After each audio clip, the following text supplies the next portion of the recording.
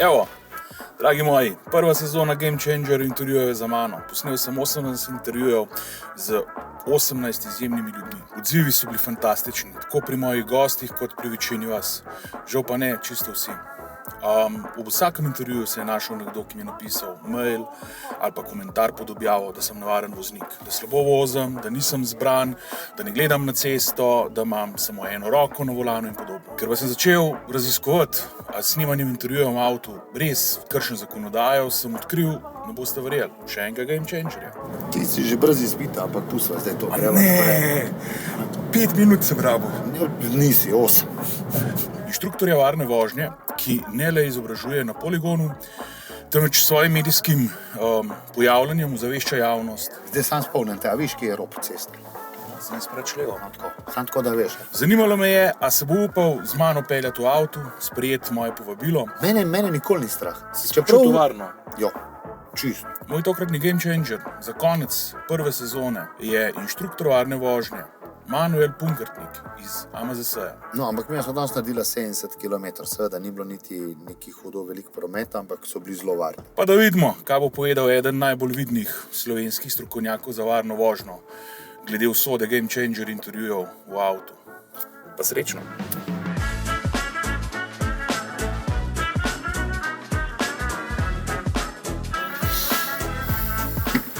Servus, gospod. Že?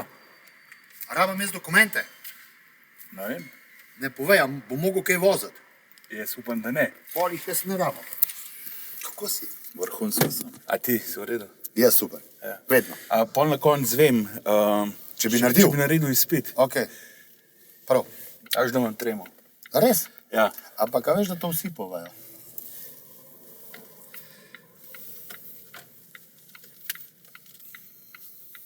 Sem si pogledal malo, kako so ostalih so se s tabo pelali, vozili, ne, in kakšne napake so naredili, pa kje so jih polovili, ne. Recimo, torbe sem že pospravil. To sem da prvo, kar sem pogledal, pa sem videl, kje stoji. Zanima me, kako bi ti želel, da bi te ljudje prepoznavali. Prvo, kar upam, je, da me ljudje ne prepoznavajo kot nekega naduteža, ki ve vse o prometu, ampak nekoga, ki poskuša prvič vplivati nase, da je boljši voznik, na drugi strani pa dokazovati, da ne more spreminjati drugih, ampak lahko sam sebe in biti samo nek vzgled neke varne vožnje. Ok, kako bi se te jaz predstavil? Manuel Pungertnik, inštruktor varne vožnje na Vranskem. Kako si pa začel? Jaz sem začel kot 21 let star mulec v Kranju. Pri inženirju Humarju. Bravo.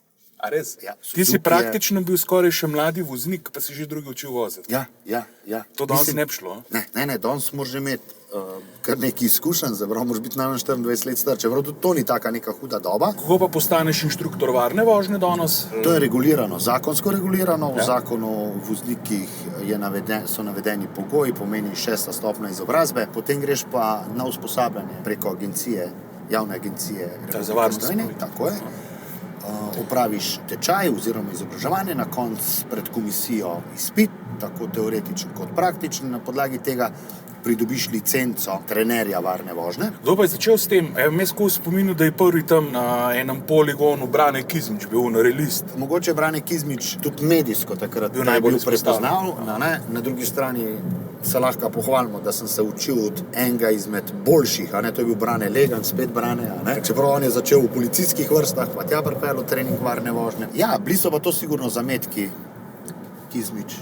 Legan. No in danes je poslanstvo inštruktorjev varne vožnje kakšno? Mislim, a je to zgolj na spretnost neko, da ljudje razvijamo na poligonu, ali ste vi nek shortcut za pijance pa dirkače, da hitreje izbrišajo točke? Zdaj zelo dobro si me postavil zdajle tako prav prijazno. Bolj se mi zdi, da inštruktorji smo postali ali pa postajamo vse bolj glasniki tega, da je ogromno na kulturi in na dokazovanju, kaj se v prometu ne da, oziroma kaj se v prometu sploh da ne da. Brez medijskega pojavljanja bi vi lahko svoj posel upravljali? Jaz sem prepričan. Medijski pomp okrog varnosti pripomore k temu, da se ljudje bolj zavedamo. Ja. Kaj lahko še danes delaš s tem poklicom? To je ponavadi, bomo rekli, da je to neka nadgradnja učiteljev vožnje ali kakega drugega poklica, ki je povezan z varnostjo v prometu. Se pravi, v bistvu izobraževanje, osveščanje, to je nekako s tem povezano.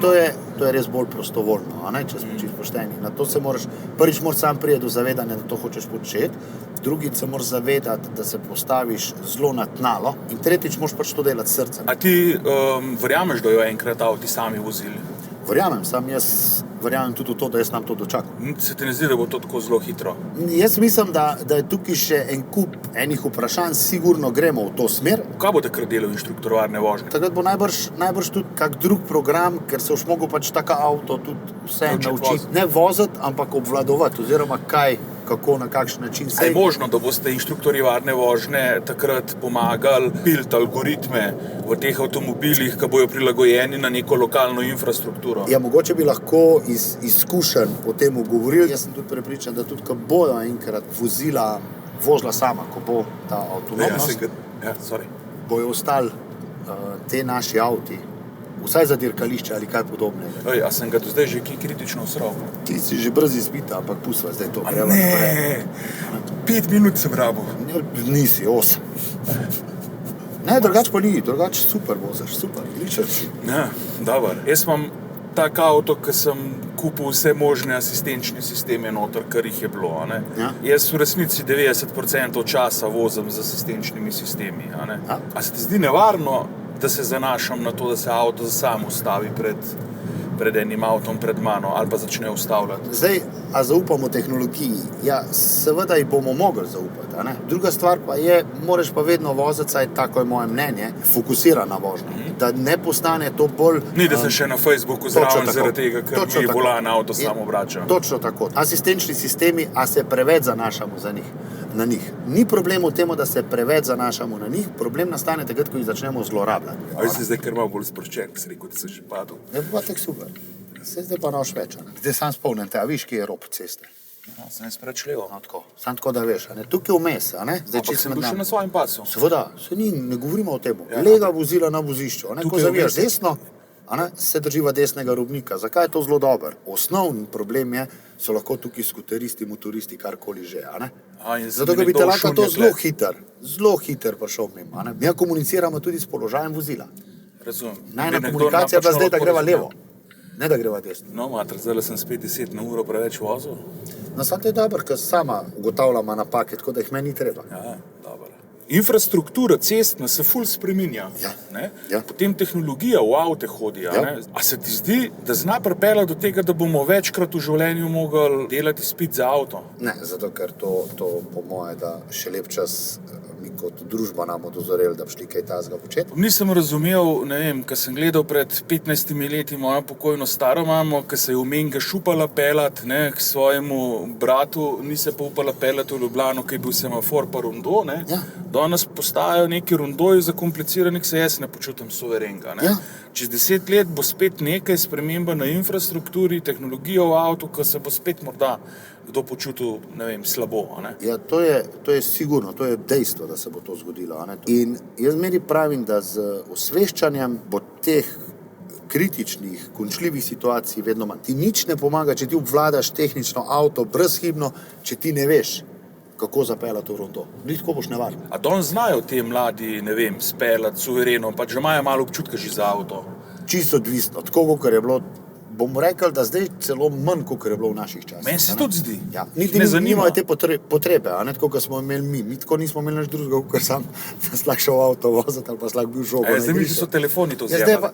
Kdo se drugače danes loti tega dodatnega izobraževanja? Jaz bom rekel, da iz leta v leto vse več osveščenih voznikov. Ampak to pridejo kaj individualno? Tako, ali to pridejo individualno, po imamo tudi kar nekaj tečajev, ki so v sklopu podjetij. A miš, da ne bojo tega recimo regulirali, da bo nek tak program treba izvajati, tudi če nisi, zbral nekih kazenskih točk? Če greva zdaj gledati iz našega vidika, bi si mi to sigurno želeli, zato ker vemo, da bi vplivali na večjo prometno varnost. A pa to AMZS ponuja, a še kdo drug, kaj privatni kakšen, da to ponuja? Kar nekaj avtošol dejansko izvaja, ampak glih vsaka pa ne. Ti ne misliš, da bi mogel imeti vozniški izpit en rok veljave? Zdaj tukaj po novem zakonu je tudi ta meja že spuščena, na 70 let.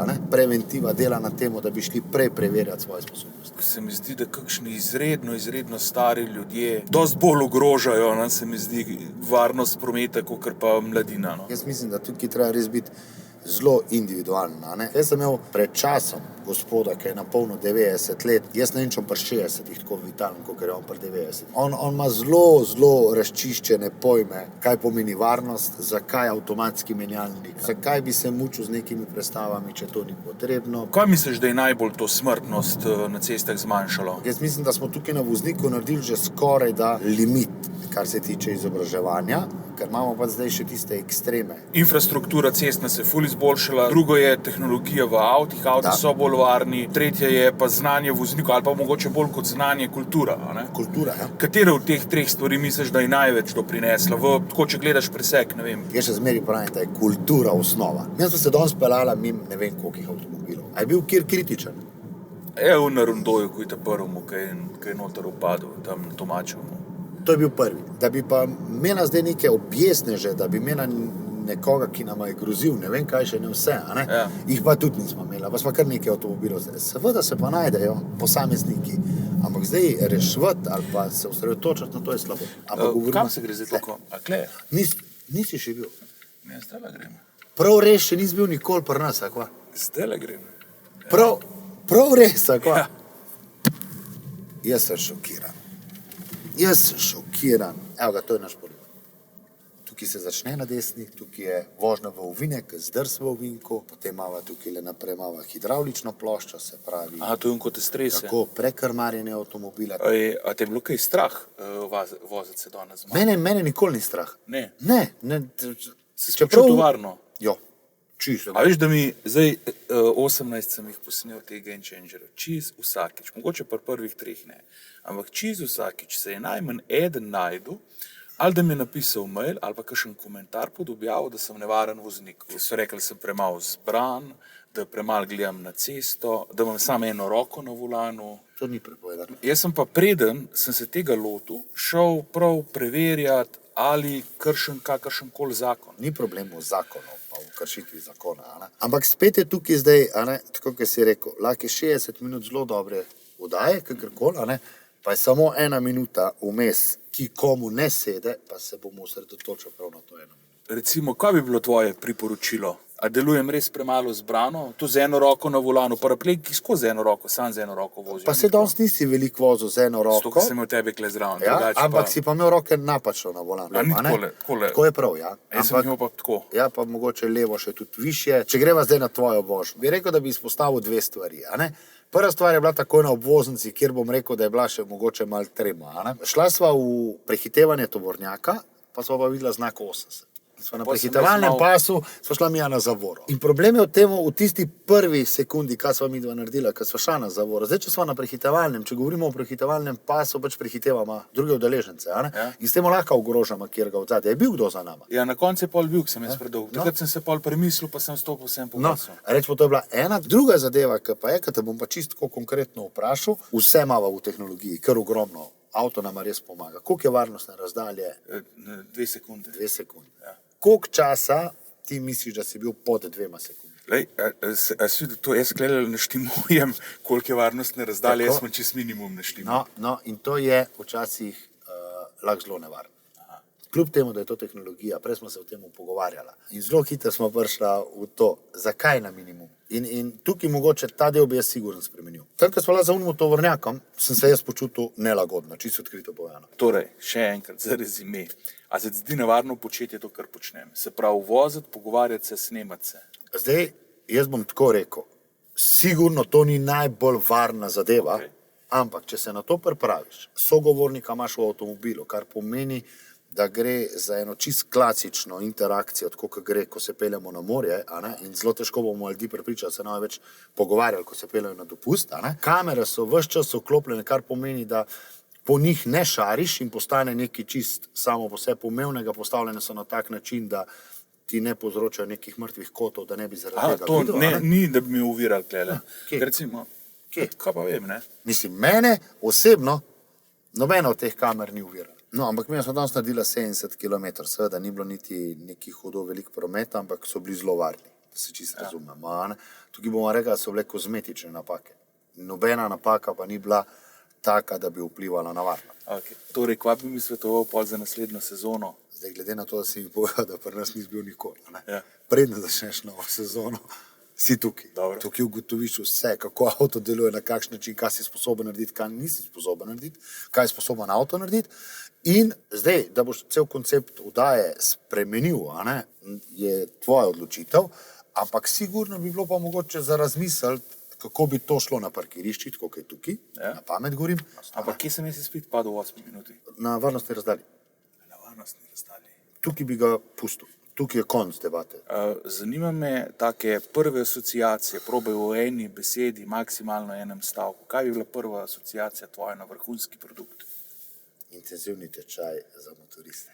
Kaj bi bila zate asociacija za vrhunski marketing? Če grem iz vidika, reklamiranja, predvsem to, kar se zgražamo, ampak ne moremo nehati gledati. To je zdaj mi je v oči. Kaj imaš konkretnega v mislih? V oči mi je padla reklama za te dva drugačni. Kaj bi bila zate asociacija za zadovoljno stranko? Zadovoljna stranka je sigurno tista stranka, ki dobi več, kot je pričakvala, prednje prišla do tebe. Asociacija na Dream Business? Jaz ga imam. Imaš? Super, ja, res ga imam.